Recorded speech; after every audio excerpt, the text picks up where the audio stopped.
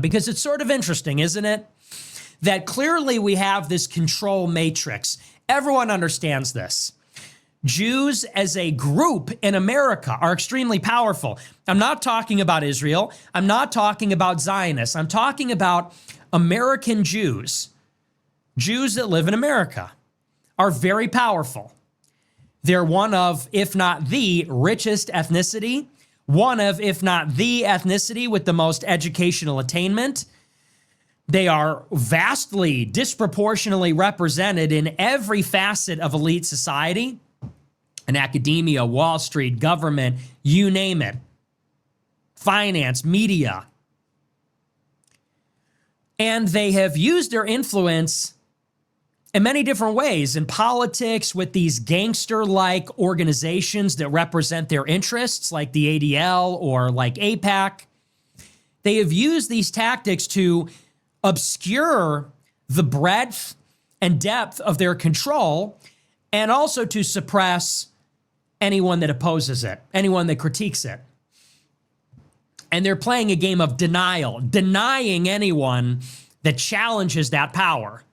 Anyone that acknowledges the power, anyone that, again, is aware of, acknowledging, and opposing the breadth and depth of their influence, they're playing a game of denial, preventing those people from getting access to large amounts of money, preventing those people from being inside the government, gaining access to any institutional power in finance or media or Hollywood. They did this to Mel Gibson. They did this to Ye. They're doing this to Thomas Massey. They've done it to many people. And so you sort of wonder, are these people that have been a part of the institutions for their entire lives, like a Megyn Kelly, a Tucker, a Candace, why now? And before we get into the question of why now for the Megyn Kellys, Tucker Carlson, Charlie Kirks, how do y'all feel about what he just said? The fear as far as not being able to speak out on certain things pertaining to Jewish people in America. They have been very tight-knit and protective of their culture, to the point where even there's rappers that if you say something like a good lyric, like something that's saying like, yeah, I'm getting that Jewish money, or somebody, I think Jay-Z said it, he got in trouble for saying that. Where you get in trouble for complimenting Jewish business principles, where it's like, yeah, don't even talk about that. And I can understand perhaps from their perspective where that has always caused them issues and gotten them kicked out of a lot of countries, just from their perspective, probably just being successful, them just uniting, working within and creating their own community, their own economy. So I think with our parents' generation, they grew up very fearful of speaking on certain things pertaining to the Jewish community. They passed that down to us. But now that younger generation of 16, 17, 18-year-olds that follow Nick Fuentes, they have a totally different mindset. They're different than us across the board. Where our parents' generation, they didn't even want to get into this. They weren't really into politics. They were the baby boomers. They just watched either MSNBC and CNN or Fox, like that's one or the other. They weren't trying to be informed. They were just trying to pretty much be indoctrinated in a lot of ways. That's what they went to. Where the younger generation, we're looking stuff up. We're looking into it. Our generation was a little bit more seeking knowledge, seeking information, wanting to challenge certain things, and more so the younger generation. Can't even say, our generation, but our parents were more so just focused on, we're the first ones to get educated, first ones to go to college, all these different things. That's what their focus was. These young ones, it's a little bit different. And with that combining with what's going on between Israel and Palestine, it kind of became the perfect recipe for a lot of people to start giving a lot of pushback. What do y'all think? Are all of a sudden they... So let me go back to the question that he asked. Those people from being inside the government, gaining access to any institutional power in finance or media or Hollywood. They did this to Mel Gibson. They did this to Ye. They're doing this to Thomas Massey. They've done it to many people. And so you sort of wonder, are these people that have been a part of the institutions for their entire lives, like a Megyn Kelly, a Tucker, a Candace, why now are all of a sudden they seeming to echo the mass awakening of the people? Are they truly on our side? Are they on the side of the red pill? Are they on the side of the awakening of the people? Or are they still an erstwhile acolyte of the Jewish control matrix? Are they still in some ways connected to it, in some ways supporting it? That's sort of the question. And there's a lot of distrust. If we had been lied to about this by these people for 20 years, you know, Tucker promoted the war in Iraq and worked for Fox News. Megyn Kelly worked for Fox News. Charlie Kirk is still a pawn of Israel, goes to Israel, supports Israel. If they were lying to us before with the rest of the system, if they were complicit in this cover-up, why would we believe them now? Have they turned over a new leaf, or is this just a new iteration of the deception? Is this just a software update? Is this just a, like I said before, a form of appeasement? Is this a limited hangout? Is the phrase that people tend to favor now? Is it a limited hangout? They're selectively conceding on some things. There's a selective disclosure, and they're hoping to sate the population. People will say, oh, I see you're on our side. And this is a way that the revolting peasants, and I mean that in both ways, the revolting masses will be co-opted.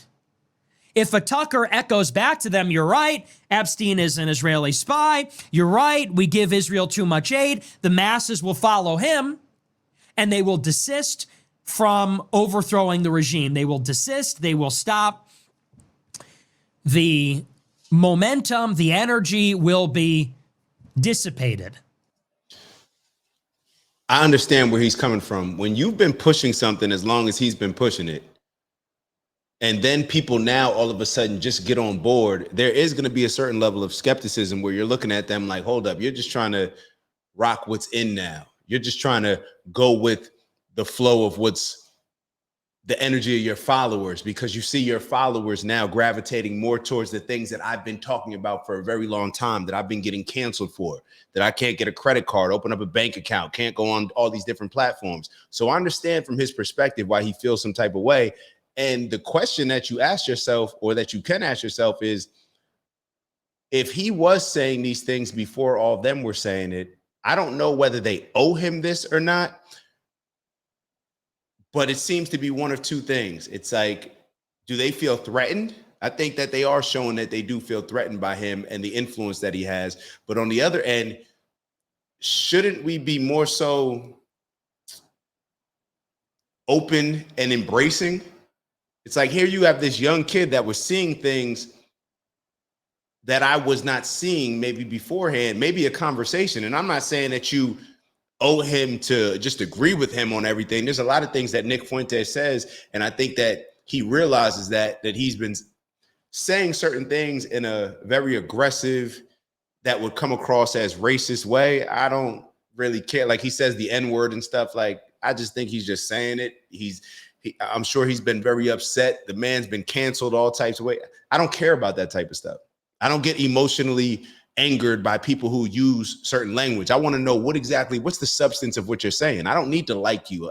When I'm listening to anybody now, it doesn't matter if it's somebody that I agree with for a very long time. I'm constantly looking at it from, I don't need to like or dislike you. I don't need to be a fan of you. I need to process what you're saying, understand it, and then understand it as far as how it aligns with my principles, morals, values, and the goals that I have, and whether or not that's aligned. You get what I'm saying? So I can understand. We've all been in a position where we may have doubled down on something, lost certain opportunities for pushing something, and then conveniently, when everybody now is getting on board with it, now everybody else wants to act as if they're just having this awakening as well. When at the same time, not only have you've been pushing the other narrative. You've been working with the mainstream media outlets. If he who wasn't working with the mainstream media outlets is able to call this stuff out, and was able to call it out years ago, what's your excuse? You were tied in. You knew all this was going on. Not to say that you can't have a real awakening because you were so tied in and maybe you were just laser focused and couldn't see anything else. And it was almost like just being around everybody. That's what everybody was doing. However, you owe that to your followers to explain exactly what that is. Now, Tucker has explained some of it when it comes to the war on Iraq. Candace has explained a lot of this when it comes to her work with PragerU. However, I think that there is a certain level of intimidation, or I should say, yeah, they feel insecurity, but it's probably the best word. I think that Tucker and Candace do feel insecure. Two people that I like, but I think that they're showing a lot of their insecurities when it comes to Nick Fuentes.